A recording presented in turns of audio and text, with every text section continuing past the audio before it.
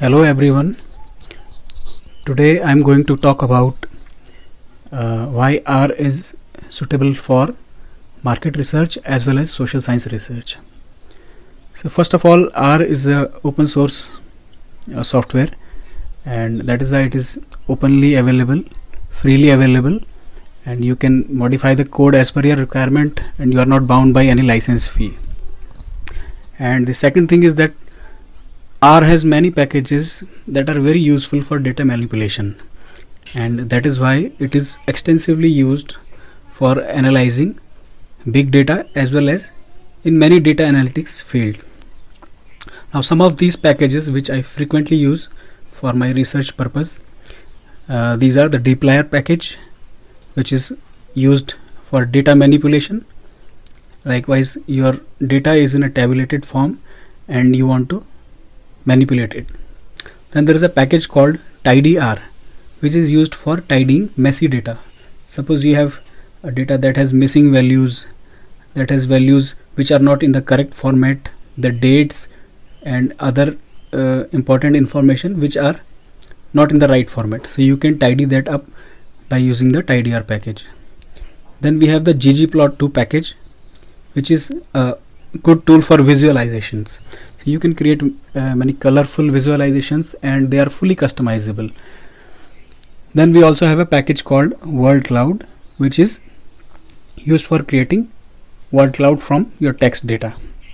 Now today especially I'll be talking about two packages, and I'll show you the demonstrations of how these packages operate within our software environment.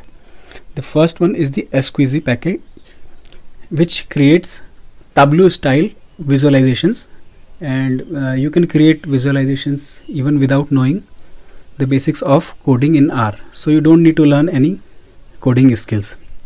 The second one is a shiny package, which is helpful in presenting your data in the forms of dashboard or simple applications. So let's get started. I'll show you the squeezy package first. So we'll go to the R console and I'll type library squeezy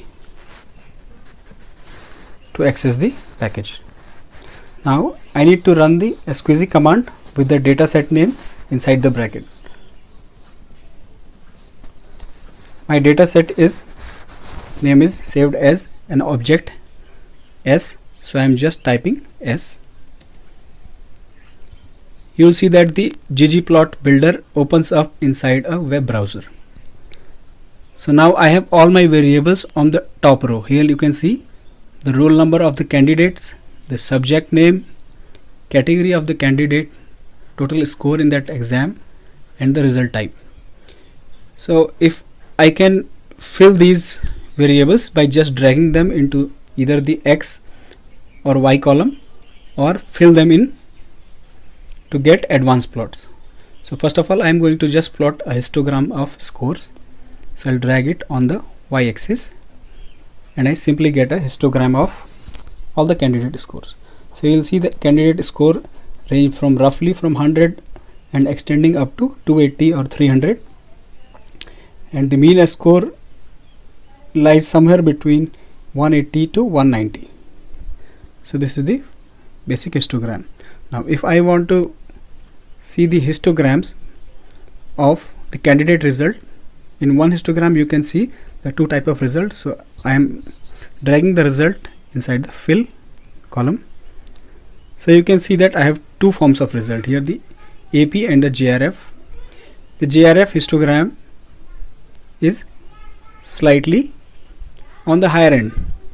So you see that the mean of the JRF score is around 220 or 225, while the AP score mean is around 170 to 180.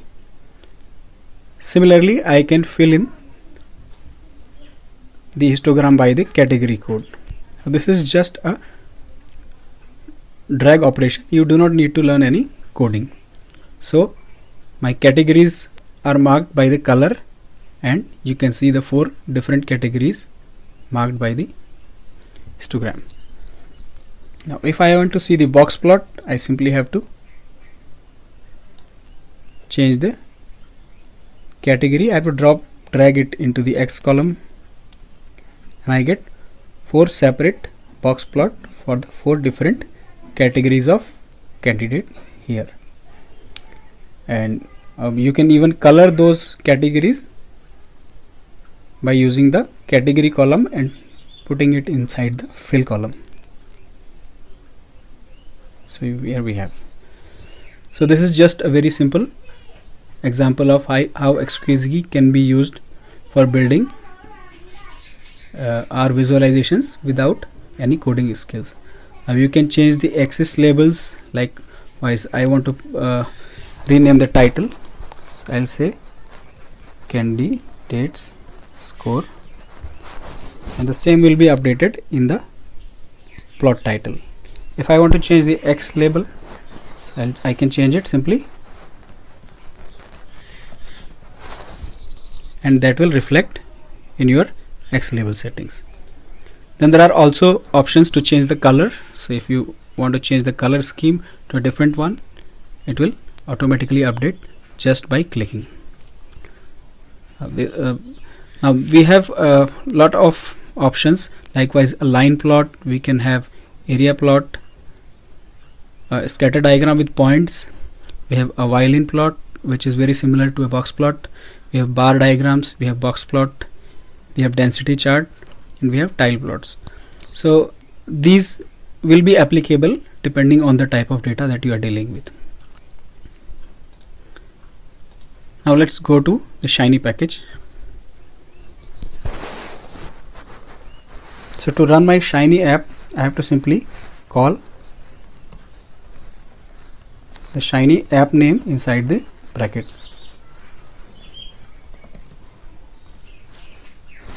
So this worldcloud.r is a small application that I have made, and this can be used to generate world cloud from a text file in which I have my text. So I'll browse the text file.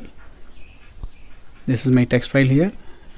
I'll select open, and when I click on the generate word cloud, it will create a word cloud from the text in my text file. Depending on the frequency of any particular word, it will be highlighted in a bigger font. So suppose there is a word, suppose here is a community which is being repeated more than a word amenity, so it will be highlighted in a larger font. So this is one example of a simple dashboard application. I'm going to show you another one.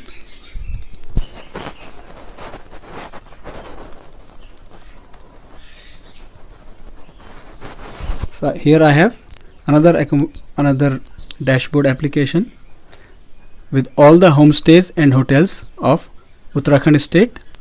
So there are 2 tabs. So if I go to the homestay tab, you can see I have the option to select the district name, and I have the option to select the location, whether it is rural or urban, and then I have also the option to select the category of homestay. So let's say I want to see all the silver category homestay in the district Dehradun which fall in the urban area.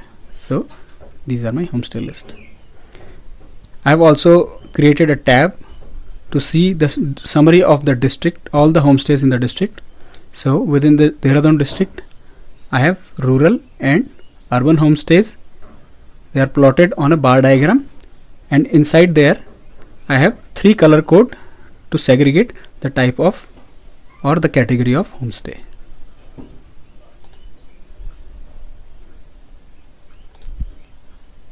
So I can simply click on the district selector, and I can see the summary of another district. Now let's go to the hotels tab. Inside the hotels tab also I have the data table in a simplified form, and also a tab for showing the summary of all the hotels within different districts of Uttarakhand.